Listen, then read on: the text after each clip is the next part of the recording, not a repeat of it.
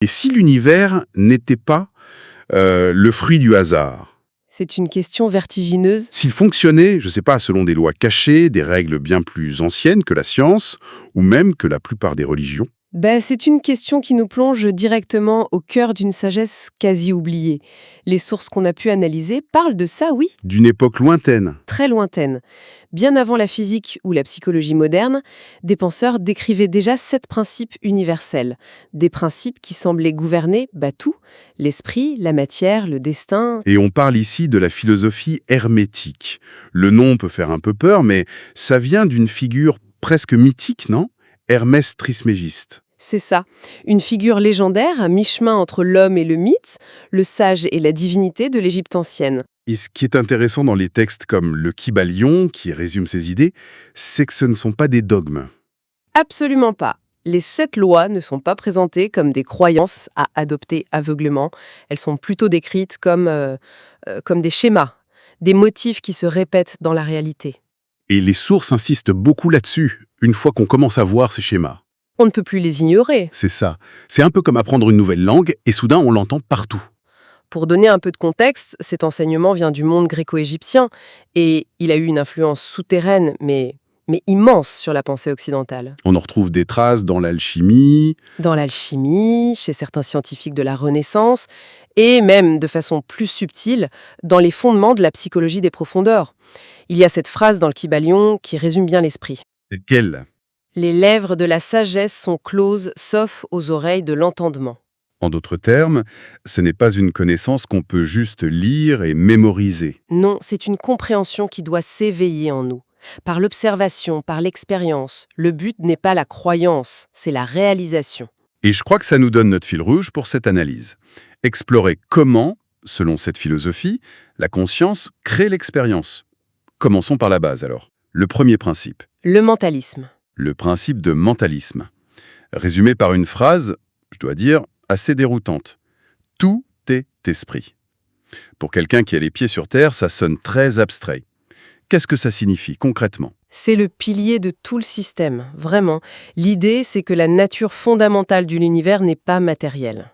D'accord. Fort très parlante, l'univers serait comme un grand rêve qui se déroule dans l'esprit d'un rêveur infini, le tout. Et nous, on serait à la fois des personnages dans ce rêve Exactement, et des étincelles de l'esprit de ce rêveur? exactement. Un rêve dans un esprit infini, c'est une image puissante. Mais ça peut sembler très ésotérique. Est-ce qu'on trouve des échos de cette idée dans notre monde moderne? Je pense à la physique quantique, par exemple. Absolument. Et le parallèle est fascinant. La physique quantique a montré que, au niveau subatomique, la réalité n'est pas si solide, pas si objective qu'on le croyait. L'observateur influence l'observé. Précisément. Le simple fait d'observer une particule change son comportement. L'observateur n'est pas séparé de l'expérience. L'hermétisme disait la même chose à sa manière il y a des milliers d'années. Et en psychologie, c'est encore plus évident. Encore plus.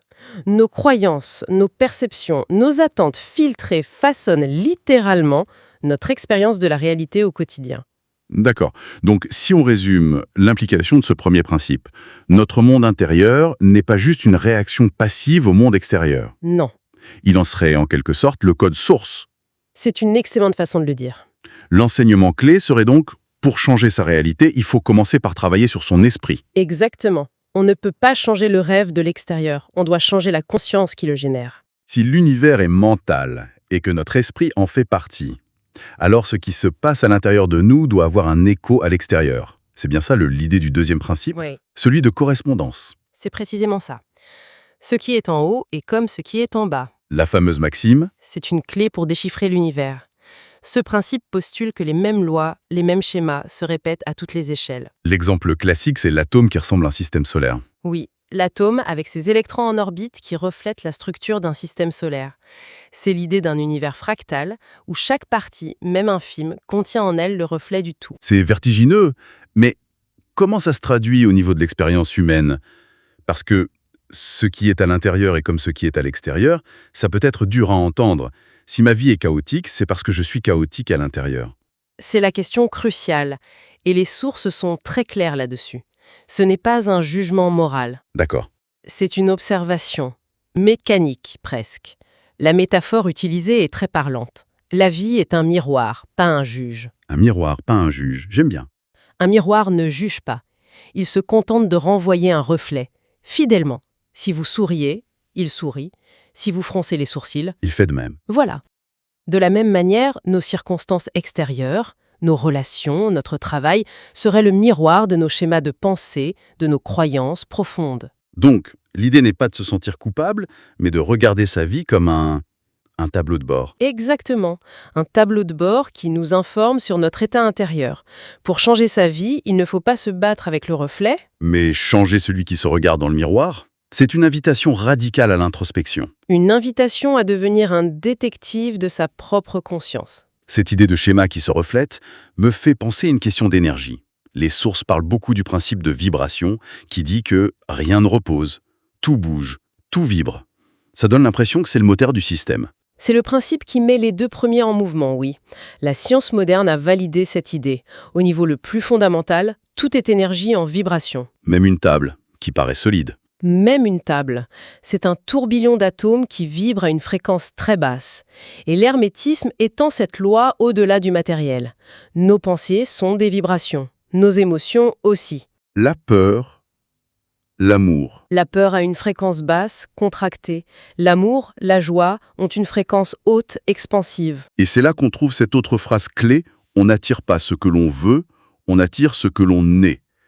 Ça, c'est une idée qui peut être difficile à accepter. Oui. Ça voudrait dire que désirer quelque chose très fort ne suffit pas si notre vibration dominante ne correspond pas à ce désir. C'est le cœur du principe. Vous pouvez vouloir la paix consciemment, mais si vous passez vos journées à vibrer la colère ou l'anxiété, votre réalité reflètera ces vibrations-là, pas votre désir. C'est comme essayer de capter une station de radio FM avec un récepteur réglé sur les ondes AM. C'est exactement ça. Ça ne marchera pas, peu importe l'intensité du désir. Notre réalité est le produit de notre fréquence la plus habituelle. La conclusion pratique, c'est donc qu'il faut accorder son instrument intérieur, élever sa fréquence. Mais la question à 1 million, c'est comment on fait quand on est coincé dans la peur ou la colère? On se force à penser positif? C'est une excellente question. Et c'est le principe suivant, celui de la polarité, qui y répond. Et il nous dit justement de ne pas combattre ses émotions. Ah, ça m'intéresse. Alors, ce principe de polarité, il dit que tout a son opposé, mais que ces opposés sont en fait les deux extrêmes d'une même chose. C'est bien ça? Précisément. Prenez le chaud et le froid. Ce ne sont pas deux réalités distinctes. C'est une seule et même chose, la température mesurée sur une échelle unique. Il n'y a pas un point précis où le chaud s'arrête et le froid commence. Non, c'est un continuum. Et c'est pareil pour la lumière et l'obscurité, le courage et la peur, l'amour et la haine. Ce ne sont que des degrés différents sur un même spectre. D'accord, je vois. Donc ce n'est pas un interrupteur binaire, du genre peur ou courage. Non, C'est plutôt comme un variateur de lumière. un thermostat. On peut ajuster le curseur. C'est la métaphore parfaite. Et c'est là que réside l'art de la maîtrise de soi selon l'hermétisme. La transmutation mentale. Au lieu de combattre la peur, ce qui la renforce souvent, On change de degré sur le cadran. on choisit consciemment de monter le thermostat vers le courage. On ne nie pas la peur, on la reconnaît comme le pôle inférieur et on déplace sa conscience vers le pôle supérieur. Ajuster le cadran, c'est une idée qui donne beaucoup plus de pouvoir. Mais la vie est pleine d'imprévus. On peut avoir bien réglé son thermostat et puis un événement vient tout bouleverser. Comment on explique ces hauts et ces bas constants? Par le 5e principe, le rythme. Il nous dit que tout s'écoule, entre et sort. Il y a un mouvement de pendule dans absolument tout. Les empires, les marchés boursiers, les saisons. Nos propres humeurs. Nos humeurs, notre énergie, tout fluctue. Rien n'est jamais statique. Et les sources suggèrent qu'une grande partie de notre souffrance vient de notre résistance à ce rythme. On voudrait que les hauts durent toujours. Exactement. On essaye d'arrêter le pendule tout en haut, ce qui est impossible. Et épuisant, la métaphore proposée est très poétique. La vie est un océan, pas une route droite. On ne peut pas empêcher les vagues, mais on peut apprendre à surfer. C'est ça. La sagesse, ce n'est pas d'éliminer les cycles, mais d'apprendre à naviguer. En comprenant que le creux de la vague sera suivi par le sommet, on reste plus centré. On apprend à neutraliser le balancement du pendule en soi-même. D'accord. Donc si on résume, l'univers est mental. Ces schémas se correspondent, tout vibre, on peut changer notre polarité et on doit naviguer les rythmes. Tout ça dessine un univers incroyablement ordonné. Oui, presque intelligent. Ce qui semble exclure l'idée de hasard. Et ça nous amène directement au 6e principe, celui de cause et d'effet. C'est la conclusion logique, oui. Le principe est simple. Rien n'arrive par hasard, chaque effet a une cause et chaque cause produit un effet. Il n'y a pas d'exception. Et la plupart des gens, selon l'hermétisme, vivent sur le plan des effets. C'est ça. Ils subissent des situations, la pauvreté, les relations difficiles, sans comprendre les chaînes de causes qui les ont produites, des causes qui peuvent être mentales, émotionnelles. C'est un changement de perspective énorme, parce que ça élimine complètement la posture de victime. Mais n'y a-t-il pas un risque de tomber dans l'extrême inverse et de se blâmer pour tout? C'est un point essentiel. Et les textes font bien la distinction entre la responsabilité et la culpabilité. D'accord? La responsabilité, c'est reconnaître son pouvoir de causer des effets.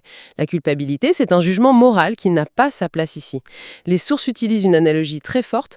On est soit un pion, soit un joueur. Le pion est déplacé, le joueur choisit ses coups. Voilà. Le pion subit des forces qu'il ne comprend pas. Le joueur, lui, connaît les règles. Il ne contrôle pas l'adversaire, mais il choisit ses propres coups. Il initie des causes. Vivre consciemment, c'est passer du statut de pion à celui de joueur. Cesser de subir pour commencer à créer. Pour ça, il faut de l'action, de la stratégie, mais aussi de l'intuition, j'imagine. Et ça, c'est le dernier principe, celui du genre. Oui, et il faut être très clair. Ce n'est pas du tout une question de genre biologique ou social. Absolument pas. C'est crucial de le préciser. Ce principe postule que pour toute création, un équilibre entre deux énergies est nécessaire, le principe masculin et le principe féminin. D'accord. Comment sont-elles définies? Le principe masculin, c'est l'énergie de l'action, de la direction, de la structure, l'impulsion, le donneur. Le principe féminin, c'est l'énergie de la réceptivité, de l'intuition, de la créativité, la gestation. C'est l'espace qui reçoit l'impulsion et la nourrit. Exactement. La métaphore utilisée dans les textes est très belle. La création requiert à la fois la graine et l'utérus. C'est une image parfaite. La graine seule, l'idée est stérile. L'utérus seul, l'espace créatif, reste vide. Pour qu'un projet devienne une réalité, il faut que l'énergie masculine de l'action structure l'énergie féminine de la créativité. Et ça s'applique d'abord en nous-mêmes. Oui, nous avons tous ces deux énergies. Trop de masculin, c'est l'action rigide, sans âme. Trop de féminin, c'est la rêverie passive. L'harmonie, la puissance créatrice, naît de la danse équilibrée des deux. C'est fascinant de voir comment ces 7 lois s'emboîtent. Et quand on prend du recul, on s'aperçoit que ces idées résonnent avec beaucoup d'autres courants de pensée. Le bouddhisme qui dit que l'esprit précède toute chose.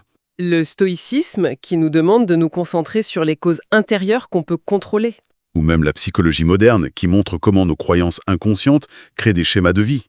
Et bien sûr la physique, avec l'énergie, la vibration.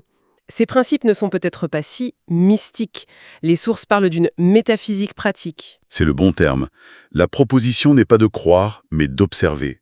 D'utiliser ces lois comme une grille de lecture pour décoder sa propre vie.